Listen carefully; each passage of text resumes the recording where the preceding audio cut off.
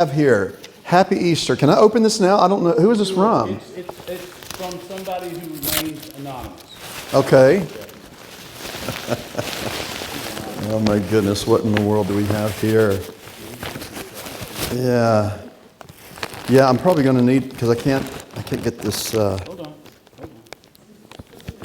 You can put that tape right there. There you go. Hold on. Look at this. Yeah. It will not survive my utility knife. Yes. So what do we? Oh, I love the color already. What? Okay. Y'all know where this is going. Y'all know where this is going. Hang on just a quick second.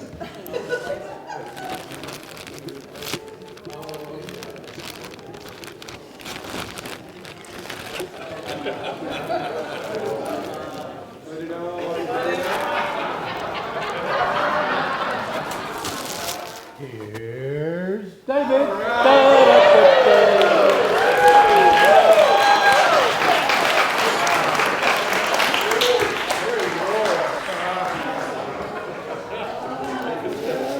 Now we're going to have a Sunday school lesson. I'm going to tell you what. Y'all are going to get so sick of this. I love this jacket. Did you know anything about this, baby? Did you know anything about this? Well, you're about to. You're about to. We're going out. I'm taking you on a date. I'm taking you on a date. And we're gonna walk in. I don't know. I'm gonna take you. I mean, this is like, you can go to Applebee's in a jacket like this, man. I absolutely love this. See the back?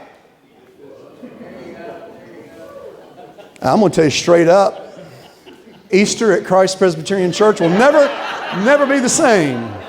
You think I'm kidding. Never be the same. This is like the best gift ever. Oh my goodness. Oh, my daughter-in-law's up there going, that's the family I've married into. That's the family I've married into. Oh, this right here, man. Listen, man, we're not going to have Sunday school this morning. We're going to have a medley of Journey power ballads, all right? It's going to make you sit there and take it. I absolutely love this. This is, yeah.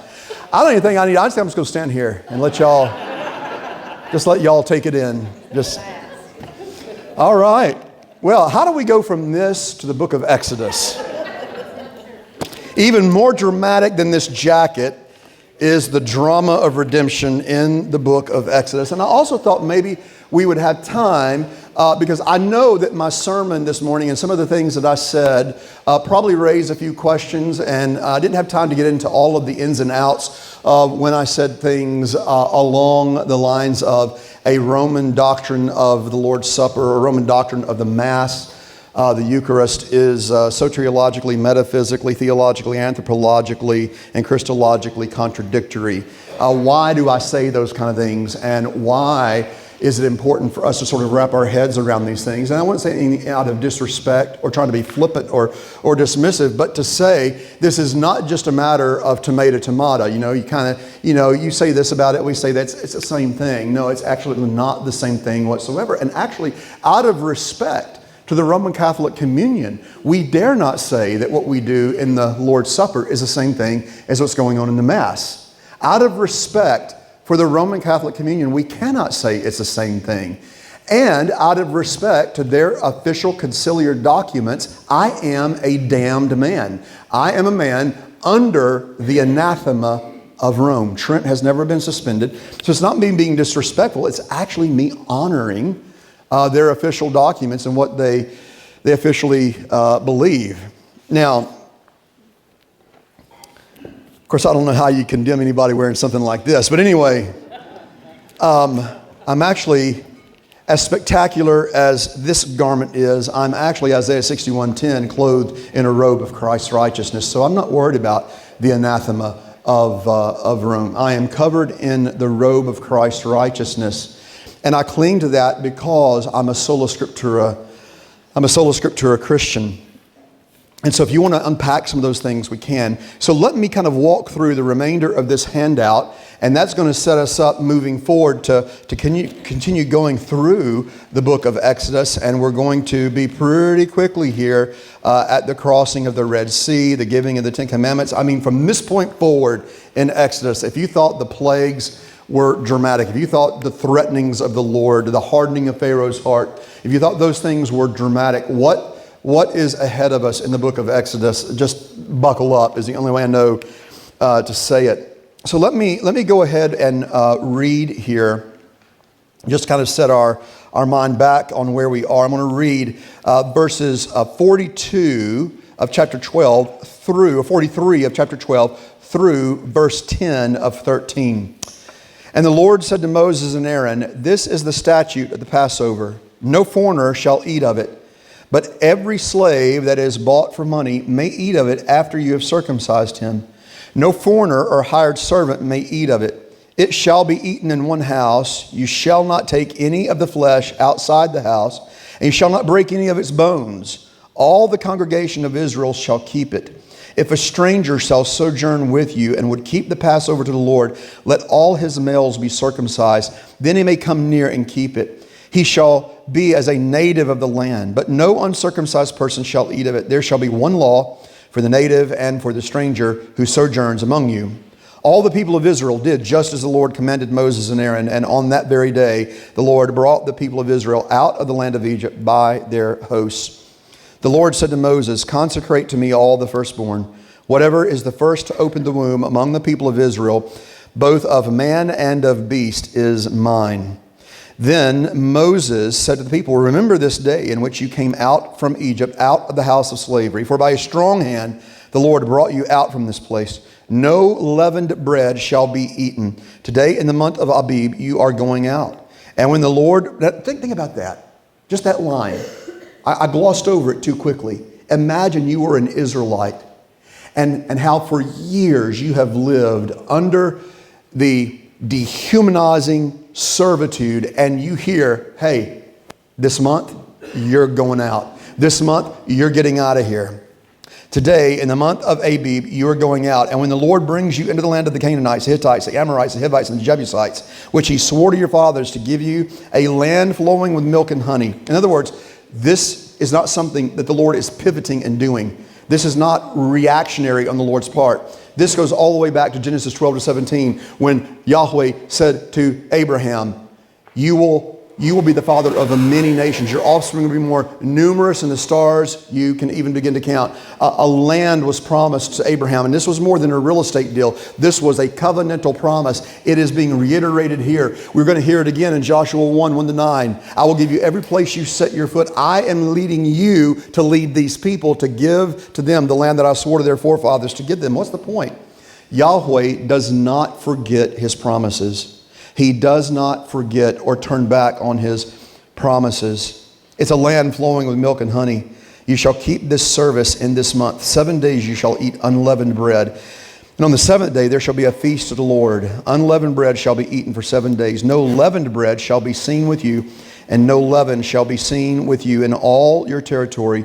You shall tell your son on that day, 'It is because of what the Lord did for me when I came out of Egypt.'" There's a sense in which when our children see us come to the Lord's table on a Sunday morning, when they see us come and take the Lord's table, we are saying to the children, we're saying to the little ones, we're coming here because of what the Lord has done for us when he brought us out of bondage, when he brought us out of slavery to sin and death. "And it shall be to you as a sign on your hand and as a memorial between your eyes, that the law of the Lord may be in your mouth. With a strong hand the Lord has brought you out of Egypt. You shall therefore keep this statute at its appointed time from year to year."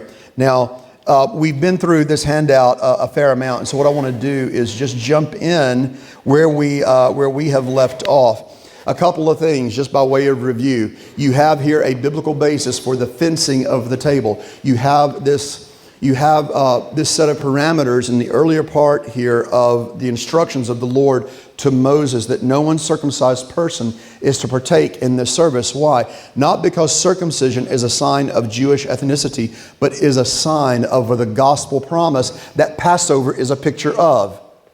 So circumcision precedes Passover just as baptism precedes participation in the Lord's Supper. Because, and if you haven't kind of gotten this by now after several weeks of preaching and teaching, it is baptism, which is the new covenant fulfillment of circumcision, again, from a bloody ceremony to a non-bloody ceremony. The substance is the same, covenantally, the gospel, right? Because it is the gospel that Abraham had preached to him. Galatians 3 verse 8 in Scripture, foreseeing that God would justify the Gentiles by faith, preached the gospel beforehand to Abraham. So before there was Matthew, Mark, Luke, and John, there was the book of Genesis, and the gospel was in the book of Genesis. And Abraham believed that gospel because it was the gospel preached to him. In Genesis 15:6, Abraham believed God, and God credited it to him as righteousness. Just as when you and I believe the gospel, we are credited as righteous. We are justified by faith. Faith in what? The gospel of Jesus Christ.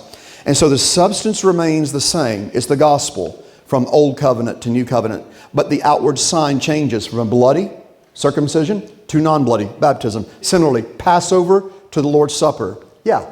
I'm fascinated and confused by verse 48, where a person's own circumcision is not enough. A foreigner's circumcision, it must be his household. What do we make of that?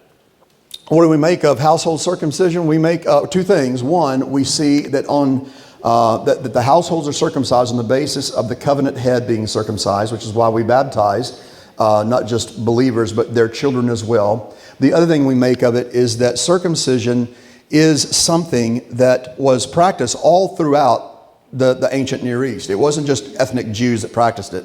So, for instance, when people say, well, circumcision has no connection to baptism today. In fact, circumcision is something that is long been set aside for any kind of ceremonial purpose.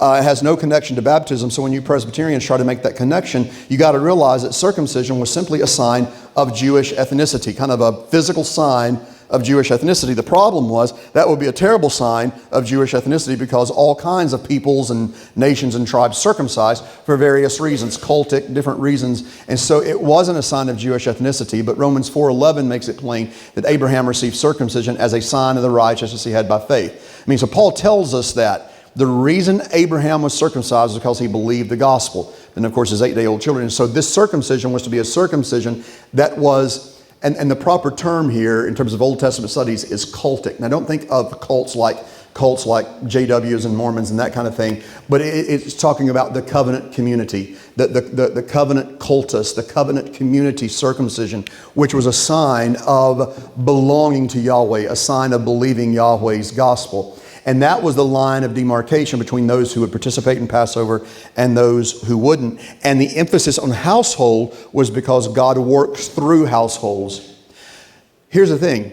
The emphasis in the Scripture on covenantal headship, and a lot of abuse has happened throughout the years over this kind of thing, unbiblical abuse and so forth. But the emphasis on covenantal headship in Israel as a theocracy can't be overlooked. God works through covenant heads to accomplish and communicate His purposes. And so that's what's going on. That's what's going on here. And so anyone outside of that was not to come. Well, the connection to what we do here is when we fence the table. You know, when we come up at the beginning and one of us ministers will say, if you were here, and we're very gentle in the way we say it because we're truly thrilled that someone would be here just exploring Christianity. To say you are welcome here, but this particular aspect of our service is a line of demarcation between those who believe in Jesus and those who do not believe in Jesus. Because it is a sign of the righteousness we have by faith. It is a sign of Yahweh's gospel. So we fence the table. It's not us being exclusionary, like you can't join our club. It's us being faithful to the word of Christ. Because here's the thing. Just as with circumcision and the covenant signs in the Old Testament and the covenant signs in the New Covenant, which, by the way, just remind you, when we say New Covenant, we're not talking about a new, different, other covenant. Okay? We're not saying when we say the New Covenant, we don't mean new covenant in the way we mean like you can take off one sport coat and put on a new sport coat. That's another sport coat. We mean that the new covenant is a new administration of the one covenant of grace. So the covenant of grace in the old covenant now has a new and expanded administration. So that's what we mean by new covenant. And yet we must fence the table because, as Paul says, if we don't and someone eats and drinks in an unworthy manner, they eat and drink judgment upon themselves. Now, what does it mean to eat and drink in an unworthy manner? To eat and drink in an unworthy manner is to not acknowledge that I am unworthy, left to myself. Does that make sense? It's to not acknowledge that I need the saving and sanctifying grace of Jesus in one of two ways. Either I refuse to believe that I'm a sinner in need of grace, or I have received the grace of the gospel, but I am habitually in an unrepentant fashion living as though I want to spurn the grace of the gospel. And that's where church discipline comes into play there when we fence the table. But the key to coming to the table, really the same thing here in circumcision, is I realize I need Yahweh to rescue me. This sign of circumcision was a sign of rescue. It was a sign of not ethnicity. Because as we read earlier, there were other people in Egypt at the time who were jumping on the train and leaving with the Israelites. Now, some of them were just getting out of Egypt, but some of them were what would later be called God-fearers. Some of them were, at this point, impressed by the mighty deeds of Yahweh. They had seen the salvation of the Lord, that the mightiest man on earth, with all of the mightiest gods and goddesses on earth, could not do anything to thwart Israel's God. And they believed. They were leaving in belief. And so you have those parameters set around that. And then you have this interesting language here of the fact that the whole of the lamb was to be eaten. Every bit of it. Why is that? Because or all of it was to be consumed. Why is that? You weren't to leave any of it out as though it could be eaten by prey animals or just tossed away like leftovers that you throw in the garbage, because this was no ordinary meal. This was a sign, ultimately, of the true lamb that would be sacrificed for the sins of the people. There was something to be consecrated and holy and unmistakably other about this lamb. He wasn't to be broken. Obviously, what you have there in this language of verse 46, none of the bones are to be broken. Well, what does that remind you of? I mean, we're coming up on this, and no doubt we'll hear this in one of our services. We'll hear this passage read, I'm sure, Good Friday, John chapter 19, when the Roman soldiers come by to hasten the death of the criminals that were being hanged. And of course, they were professionals at this. They knew how to bring a criminal to the point of death within a paper-thin margin between life and death, and just leave them hanging there in utter agony. And yet they would come at times and they would break the legs of the crucified victim. And why would that be? Why break the legs? Doug Powell, tell us why that would be a thing. Why break the legs of a crucified victim? Hand that up to Doug. Let him lay it on us here. It accelerates the death of the person because they can't breathe. Why is that? How do my legs help me breathe? Well, in a crucified victim, they're asphyxiating, so the shoulders are almost certainly dislocated, and so all the pressure is on the lungs, and the body is, the whole breathing mechanism is reversed, so the victim cannot exhale, so they need to somehow lift the weight off of their lungs in order to exhale and get a breath and come back down again, but they can't pull themselves up if their shoulders are dislocated. So they have to push up. Their feet are nailed to the vertical beam, so they have to push up, and that is, that's the only way they can breathe. If without that, they die very quickly. So it's just a matter of minutes. Within 15 minutes, somebody would asphyxiate and die. Yeah. If somebody was in very good shape and well hydrated and not tortured beforehand, they could last upwards of a week pushing up and down. Amazing. And if your legs are broken, you don't have the ability to. If your legs are broken, you've got So it just, yeah. I'm curious, do you know anyone, Doug, who has expertise, say, on crucifixion and all of the logistics of that, and also has some knowledge of the Shroud of Turin? Anybody come to mind? I might know a guy. You might know a guy? So the wholeness of the Lamb, his bones were not to be broken. This is kind of a tacit prophecy of what we find in John 19, 32 to 33, that when they came around to break the bones of the criminals, they noticed that Jesus already had expired. And this was to show that he was the true, unbroken, unblemished Passover lamb. What do you make of this idea of leaven? There is to be no leaven in the bread. There's kind of two truths being communicated here. What does leaven do? Makes it rise. It makes leaven rise.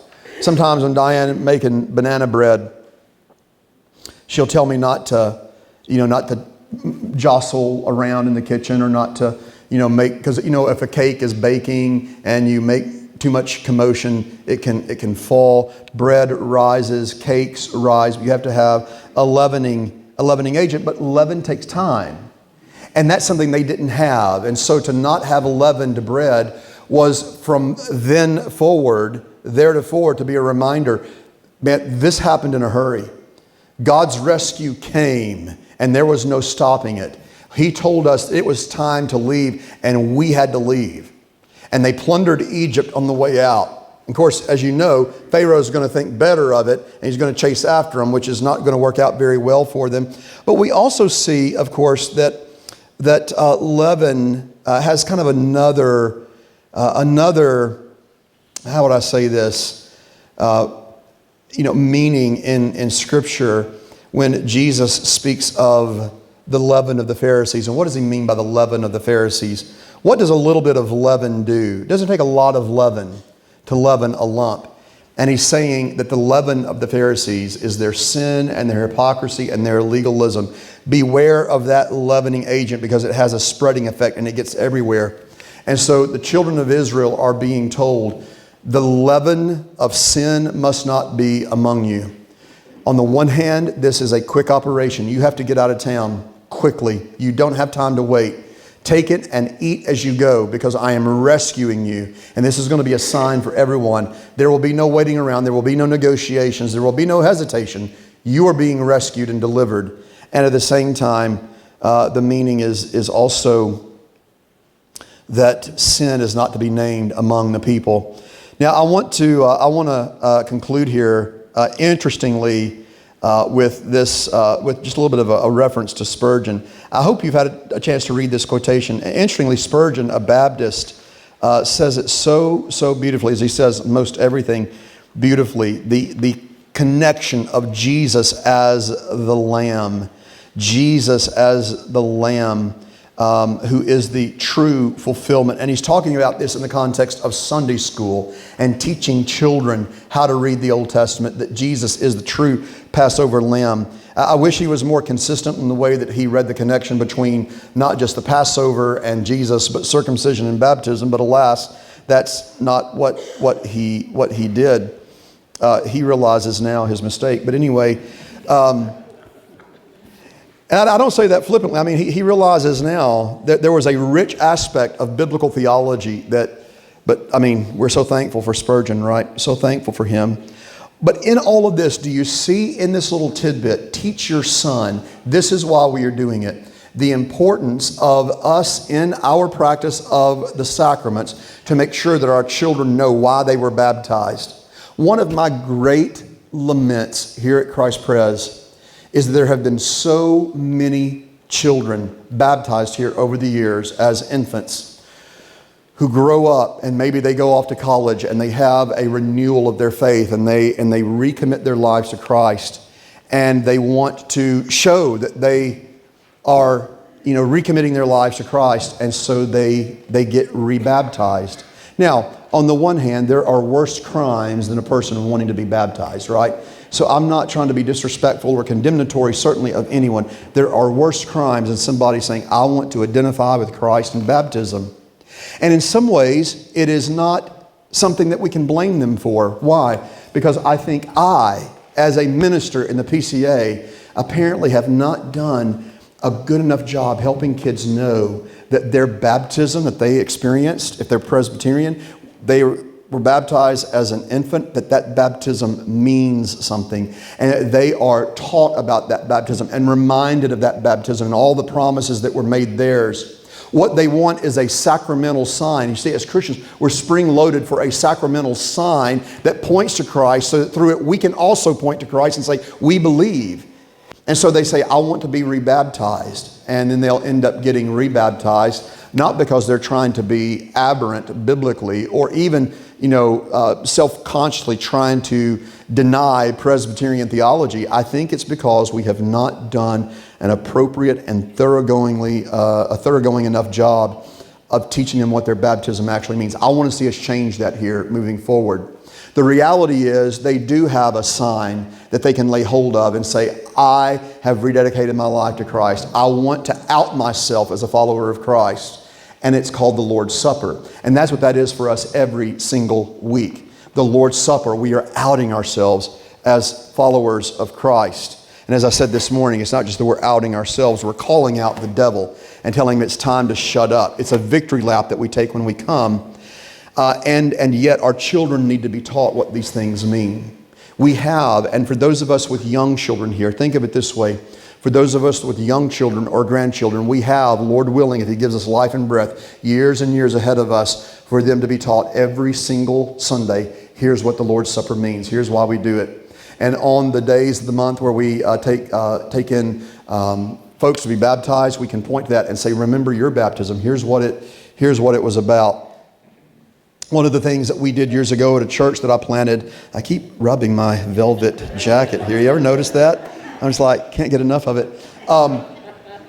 Church I planted, Good Shepherd, years ago, the baptismal font was near the back of the sanctuary, about, I don't know, maybe 20% of the way in the middle of the aisle. And we would baptize people at the back as it is a sign of initiation into the covenant community. And then we would have young children come for their first communion. An elder would take them by the hand, and we would start at the baptismal font and the table around that, and we would have pictures of them on the day of their baptism. And the elder would show them pictures of when they were a baby, when I would baptize them as a baby, and they would look at those pictures, and we would explain the purpose of that sacrament. And then he would take them by the hand up to the table and say, this is now the sacrament of nourishment. Your belonging to the covenant community did not begin there. It was acknowledged there. So let me say this. Baptism does not make a child a member of the covenant. A child of believing parents is a member of the covenant. Baptism acknowledges and celebrates that. But we would say you began there, and now we're bringing you up to the sacrament of the Lord's table. And so my point is, we have years, Lord willing, ahead of us to train and teach our kids these things. And I just happen to believe if we're doing a good job helping our kids remember, here's what your baptism means, here's what the Lord's Supper means, we're probably also going to be filling in the gaps in a lot of other areas of Bible and theology that they're going to need. And you may think, well, David, they don't need that. They just need, kids really today, they need TikTok and Instagram. No, that's the problem. They got TikTok. TikTok's their teacher. Instagram's their instructor. Disney wants to disciple them. What they need is for us to catechize them, not culture to catechize them. They need for us to train them up and let them see that our hearts burn as extended covenant family. Yes, they need to primarily see that mom and dad's hearts burn, but they need to see that all of their, as it were, grandmas and grandpas and aunts and uncles and cousins that make up the covenant community here, that our hearts burn. Because if our hearts burn, they're going to think that we believe this stuff, and then they're going to be likely to want to believe this stuff themselves. And so it's something we need to be passionate about. So questions as we leave off here. Next week we'll pick up in Exodus chapter 13, or chapter 13, beginning at verse 11, and we're going to set ourselves up for the, probably most dramatic event, or one of the most dramatic events. Put it this way, 13 and 14, the drama just gets ratcheted up, and it kind of continues that way through the rest of the book of Exodus. But we have 5 minutes before I need to let you go. Make sure that clock is not, we have 5 minutes before I need to let you go. 6 minutes before I need to let you go. What are some questions that you have about anything we've talked about, sermons over the last few weeks, anything? Will?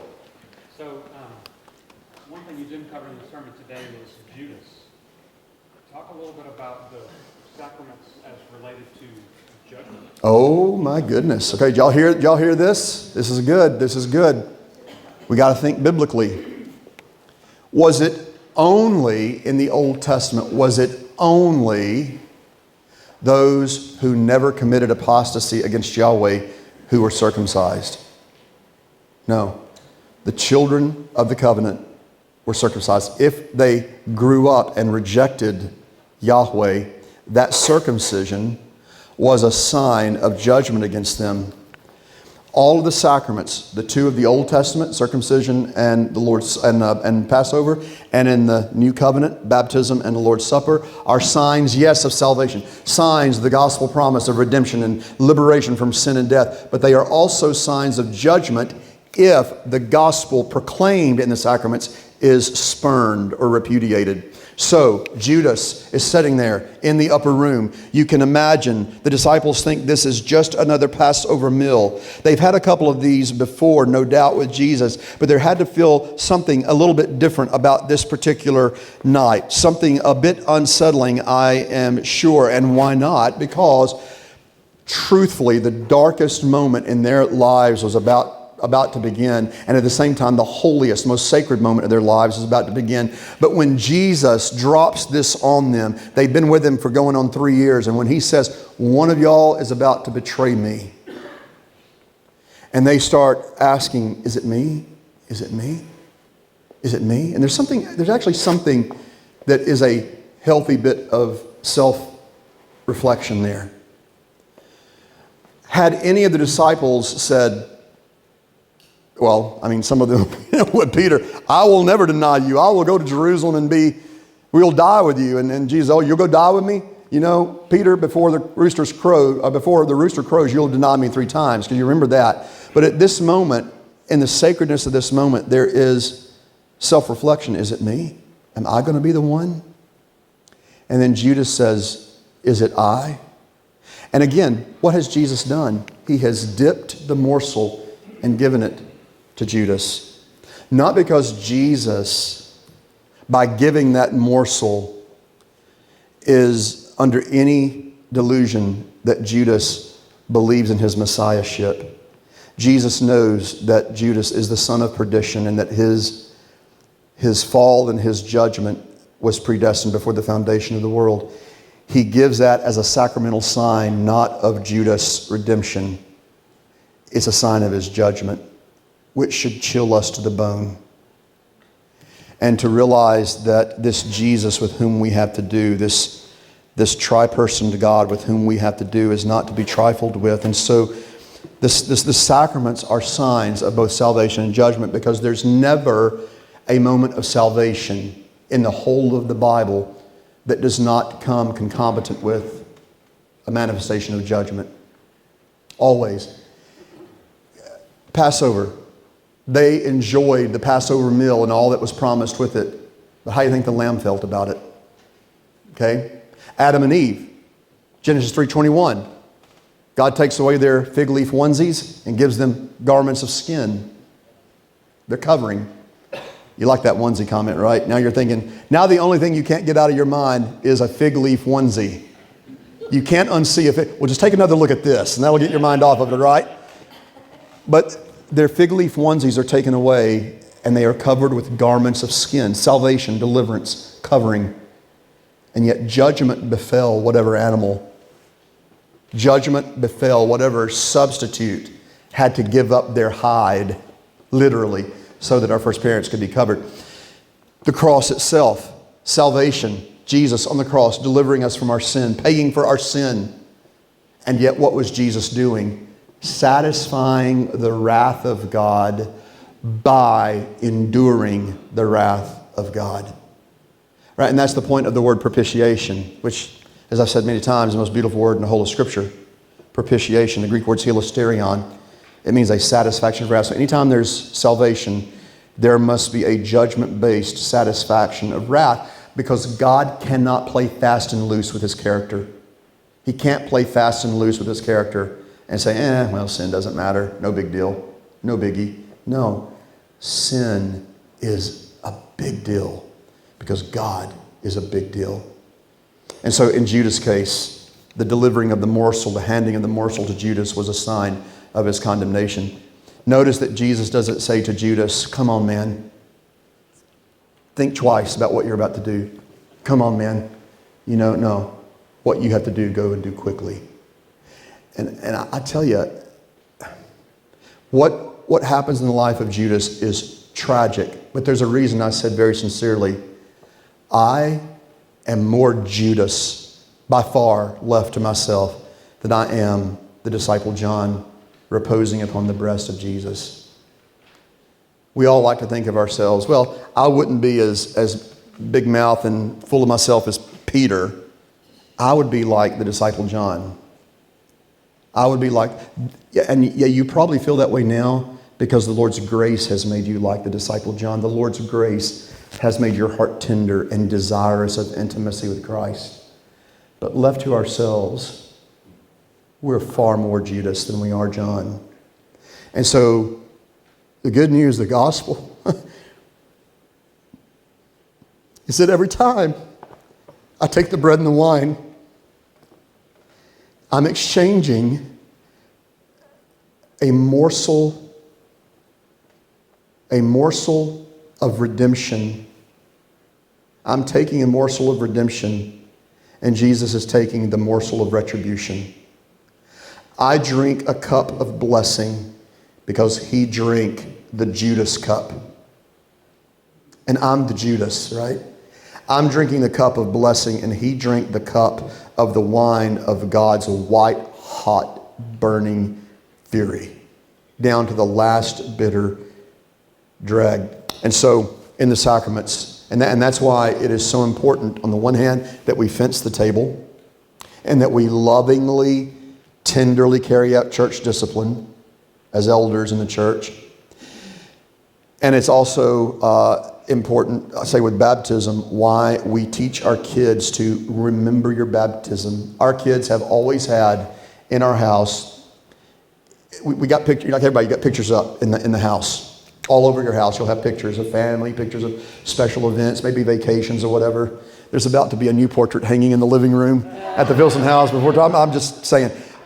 But we've got these two pictures in the house in little ceramic frames, and they are the most precious pictures because in those pictures, a man who is a dad, secondly,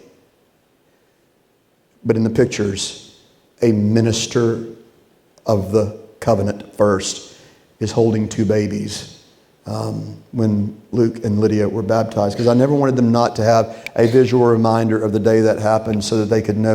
And so I think we have to teach our kids what these things mean. And every time we see a baptism, we need to remember our own cleansing from sin with the washing of water. And then when we come to the table, as fun as it is to do the Lord's Supper here, and it's not like it's a funeral dirge. I mean, we talk, we fellowship, that kind of thing. We are moving, just so you know, we are moving ever so gently in our celebration of the Lord's Supper. Not that there's not fellowship and talking and hugging each other and just reconnecting and talking about things and maybe you're even making plans. Hey, let's get together this afternoon, whatever. All that's great.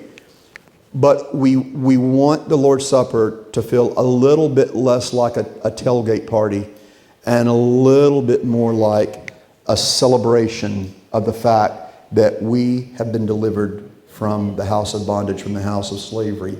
A little bit more not only of a celebration, but a meditation upon the Christ of the supper and a reception of the grace that we desperately need. Because at the end of the day, and I'll drop this on you and I'll pray, the reason that they are to do this every year, the reason that the sons are to be taught this is what it means and keep on doing this, is because Passover was a ceremonial covenantal renewal between the people and the Lord.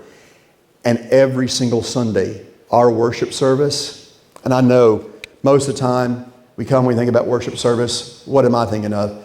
I got to make sure that I don't go too far over on my sermon. We're thinking about getting enough people through. Debbie's thinking about how quickly can we get people through communion, because we want it to feel natural and we want it to feel easy, but at the same time we can't dilly-dally, because things will we're thinking about things. We're thinking about the tech teams, thinking about the slides, they're thinking about the sound, the musicians and singers are thinking about hitting their parts. There's a lot that goes into it, and we can get distracted. You're sitting in the pew and you're thinking, do I like what I'm seeing today? Is it pleasing me? Is it my preference, right? Do I like the way that sermon was delivered? Do I like the way that singer sounded? Or do I like whatever? And I'm some things that are unimportant. But we need to come in remembering from the beginning that every single Sunday morning is covenant renewal. We are renewing covenant with the Lord, not because He flakes out, but we flake out. And we need to come weekly and say, Lord, here I am. I am yours. Save me. And He says, hey, I've been saving you all along. Come into my presence and let's renew intimacy. Gracious Father, thank you for your goodness. Thank you for these dear ones whom I love so very much. And marvel, really, that I get to be one of their pastors. Lord, I pray that as we now get into these dramatic passages of the book of Exodus in the weeks ahead, Lord, take us deeply into the narrative, Lord, and I pray that, not that your word would come alive to us, it is living and active and sharper than any double-edged sword, as Hebrews 4 says. Make us come alive to your word by the power of your Spirit, for we ask it in Jesus' precious name. Amen. All right, much love, y'all. We'll see you next Sunday.